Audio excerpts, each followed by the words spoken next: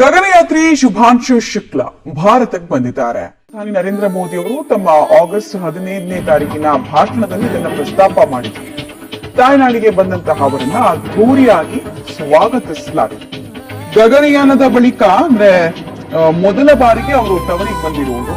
So ಬರ್ತಾ ಇದ್ದ ಹಾಗೆ ಅವರನ್ನ ಅತ್ಯಂತ ಅದ್ಭುತವಾಗಿ ವೆಲ್ಕಮ್ ಮಾಡಿಕೊಳ್ಳಲಾಯಿತು.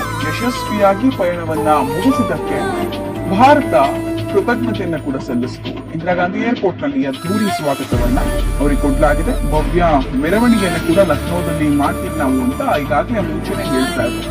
ಅಂತಾರಾಷ್ಟ್ರೀಯ ಬಾಹ್ಯಾಕಾಶ ನಿಲ್ದಾಣಕ್ಕೆ ಕಾಲಿಟ್ಟು ಅಲ್ಲಿ ವಿವಿಧ ಎಕ್ಸ್ಪೆರಿಮೆಂಟ್ಸ್ ಆಲ್ಮೋಸ್ಟ್ ಒಂದು 7ಕ್ಕೂ ಹೆಚ್ಚು ಎಕ್ಸ್ಪೆರಿಮೆಂಟ್ ಗಳನ್ನ ಮಾಡಲಾಗಿತ್ತು. ಇಸ್ರೋ ಇವರಿಗೋಸ್ಕರ ಆಲ್ಮೋಸ್ಟ್ ಒಂದು 400-500 ಕೋಟಿ ಖರ್ಚನ್ನ ಕೂಡ ಮಾಡಿತ್ತು. ಎಕ್ಸ್ಪೆರಿಮೆಂಟ್ ಗಳೆಲ್ಲವೂ ಯಶಸ್ವಿಯಾಗಿತ್ತು. ಅವರು ಬಂದಂತಹ ಟೈಮ್ ನಲ್ಲಿ ಸಂತಸದ ಕ್ಷಣಗಳನ್ನ ನೀವು ಗಮನಿಸ್ತಾ ಇದ್ದೀರಾ.